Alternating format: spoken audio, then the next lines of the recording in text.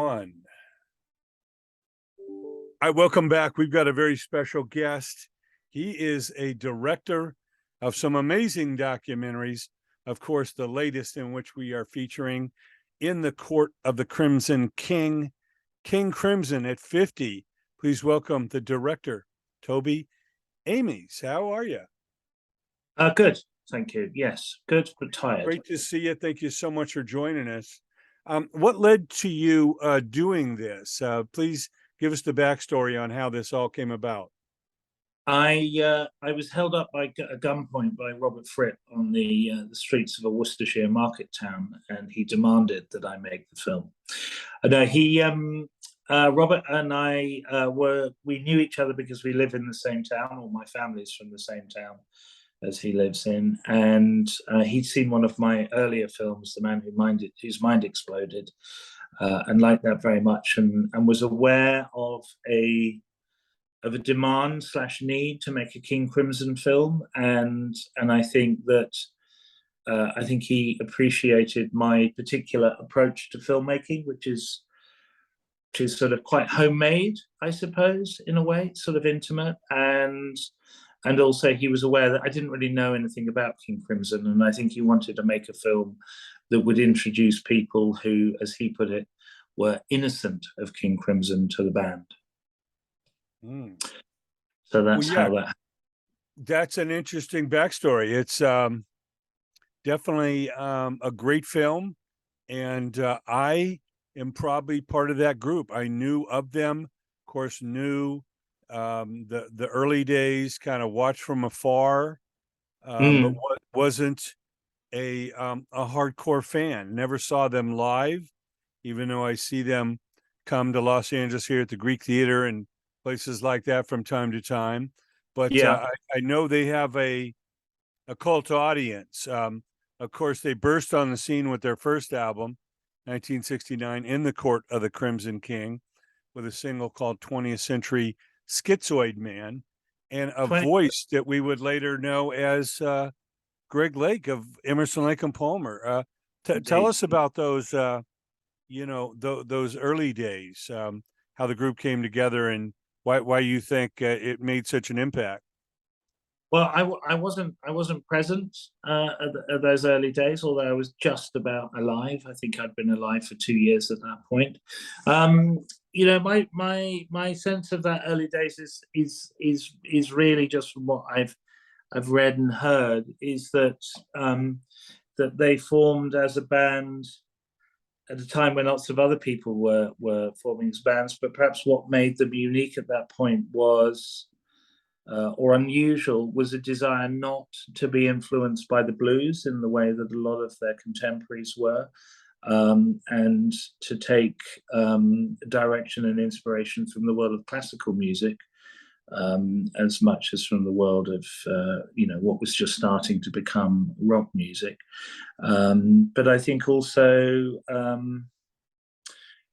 that I think it's important to remember that the people who form bands at this time, they're often just they're teenagers or young men anyway, and they I think some people cope with the demands that are put on people for rock stardom better than others, and I think Ian MacDonald and Michael Giles, the two founder members who sort of left in the same year, were well, as the film documents, that the demands that they felt were being put on them, whether that was by the band itself or the outside world, were too much to be bearable or worth it. One of the things that the film seeks to document, sort of a theme of the film, is the nature of sacrifices we have to make in order to make extraordinary things, to achieve extraordinary things. So I think for Ian and Michael, the sacrifices that they needed to make were too great, Now,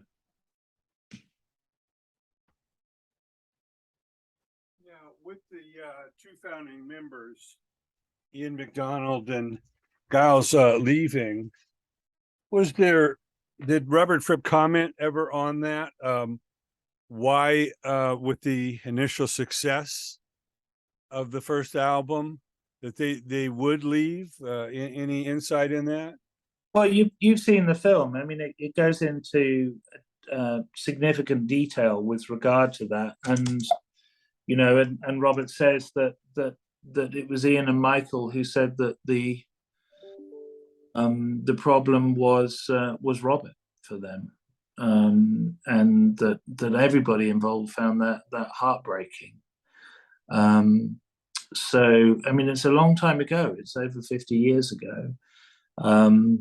But the memory of that time seems pretty acute, especially for Robert, and when he was alive, for Ian. It seemed to be an emotionally traumatic period for everybody. Yeah, well, I'm sure it's a double-edged sword. I mean, his style of doing things is probably one of the biggest reasons why the band has persevered through the lineup changes and different eras. But maybe not everyone can deal with that, and it Yeah, takes a unique style. it's I think some people, as Bill Bruford says, some people cope with the feeling of being winded and wounded better than other people, and some people felt it was appropriate to do it for a certain amount of time, and then they didn't want to do it anymore. Some people got edged out, and so it's one of the things that the film seeks to record is the degree to which that unique creative environment that King Crimson provides has different effects on different people. And it's an environment that I discovered. It places huge psychological demands on you, but a lot of those demands are actually self-imposed. That's the true. Can I swear on your show? Yes, please. Okay, that's the true headfuck of King Crimson. It's not King Crimson that's doing it to you; it's you that's doing it to you. That a big part of that thing is you're walking into like a mirror. That a lot of people think that the villain in that space is Robert Fripp, when really I think that that creative space, it requires you to look at yourself as much as anything else. Yeah, well, it is certainly a thinking man's group. There's such deep Can we make it less, appreciation. say it's a thinking person's group, because one of Yes. the cliches of King Crimson is that it's just for men, and it's not at all. I think it's that there are actually a lot of women who are very moved by King Crimson as well. But Yeah, yeah, well, no, we see that in the film, especially in the live setting. A lot of women coming in together with other women and with yeah, their men, and yeah, that is probably a misconception that a lot of this style music was 99.9% male. yeah. When in fact it's 99.7% male. Yeah. Not a lot of girls throwing bras and panties at these shows, that's for sure. No, but both I think both Jacko and Gavin, are both vying for the title of most attractive, tasty piece of eye candy in the band. There, they're not all.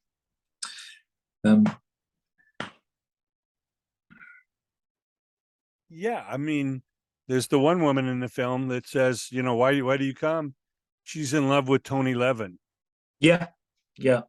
Who bears a strong passing resemblance to Gurdjieff as well. No, there's also. I mean, the thing is that, like, when you're making a film like that, you have to balance a desire to show the band from as many points of views as possible with the available material you have, or the material that's available to you. There was an interview I did with a woman who I met in the bar whilst the band were on in Bournemouth, and she hated it. and it was a very illuminating perspective. But unfortunately, she didn't want me to use the interview. But at one point, that was going to be in the film.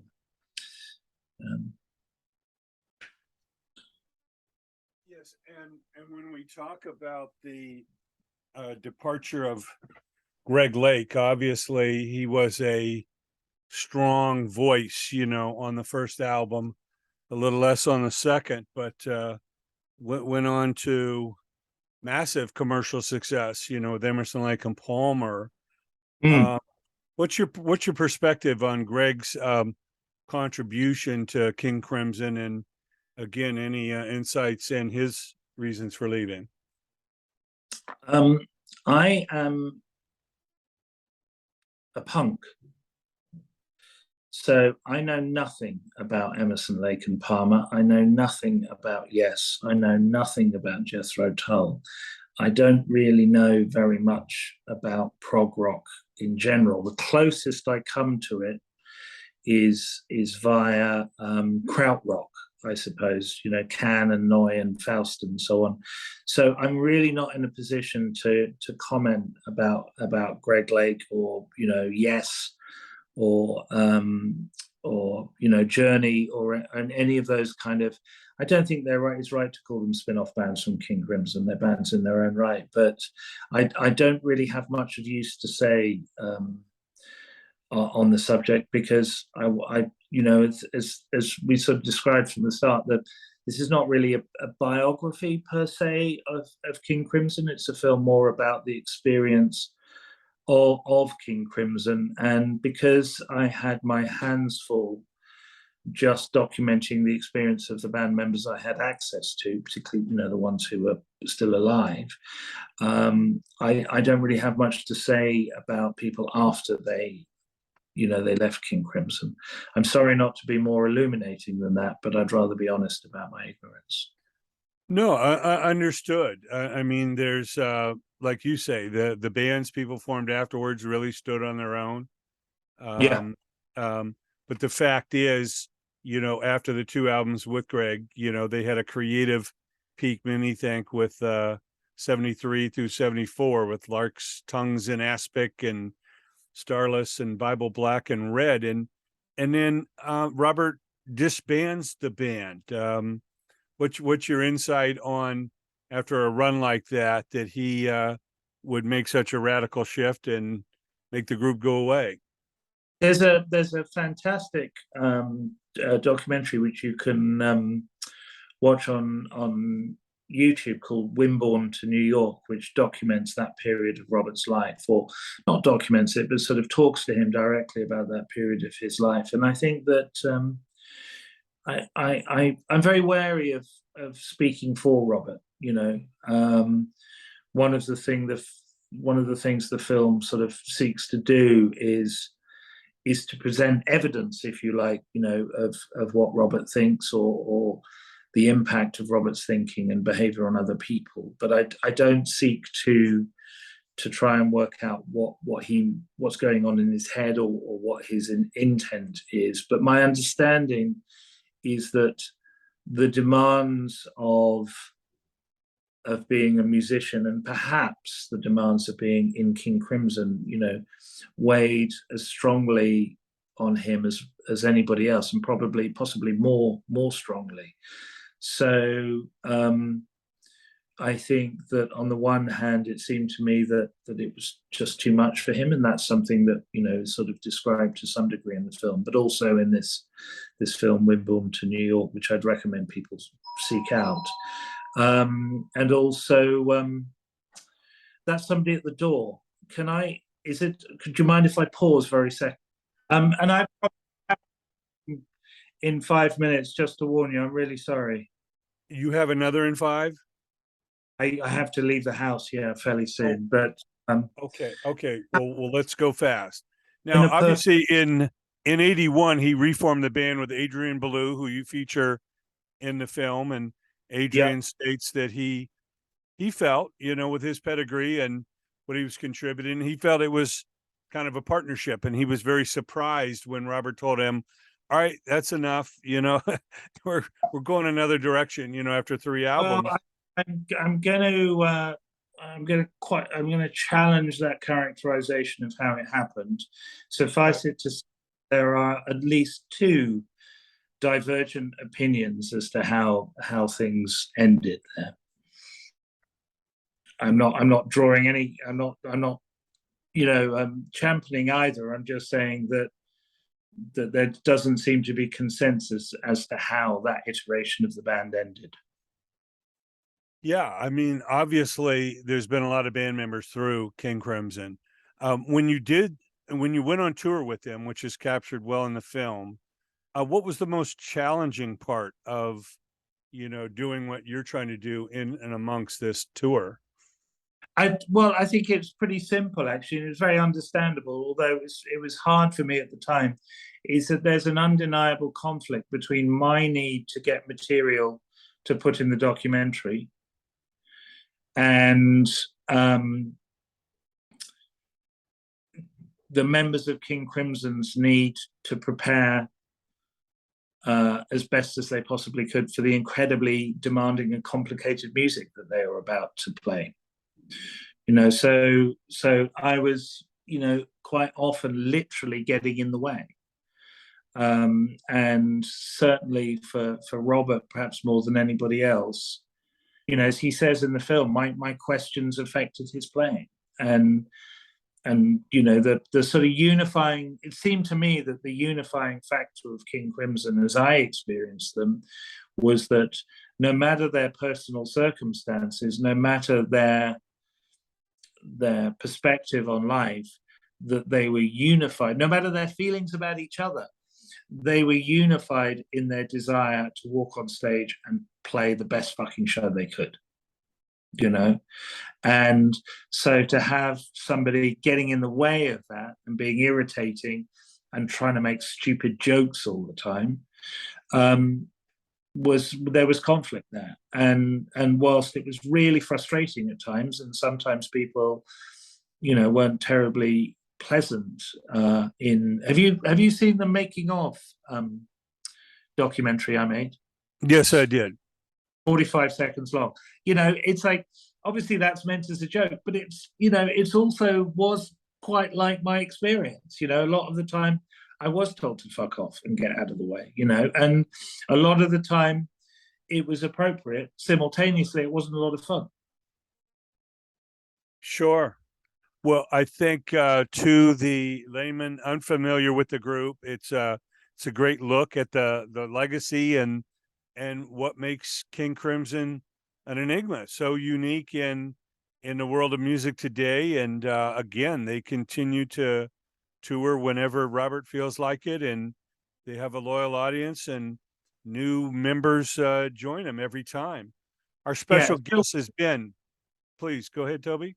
I was going to say, as Bill Bruford puts it in the film, think of it as a tool that needs resharpening. I think one of the things that makes Crimson great is the fact that they're not complacent. They're not just walking out on stage to play the same songs in the same order in the same way over and over again.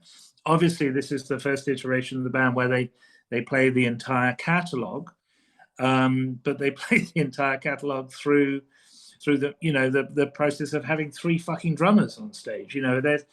I don't think that there are many bands of that generation that are still fearless enough to take the kind of risks that they do when they walk on stage every night, simultaneously whilst delivering to the audience, not the hits per se, but sort of making their way through the extraordinary catalogue and so on. And I think they're worthy of respect for that reason alone. But hopefully the film it resonates with musicians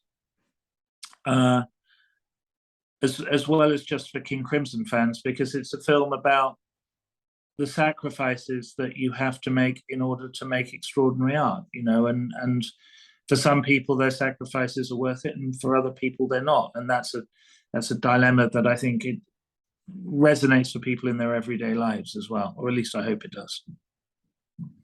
Our special guest is the director, Toby Amies of The Court of the Crimson King, King Crimson at 50. Information below on where to view it. Toby, supreme pleasure. Thanks so much for joining us. We look forward to your next documentary. Please keep it up. Music needs you, and we can't wait to follow your road. Thank you so much for joining us. Have a great evening. Thanks for having me.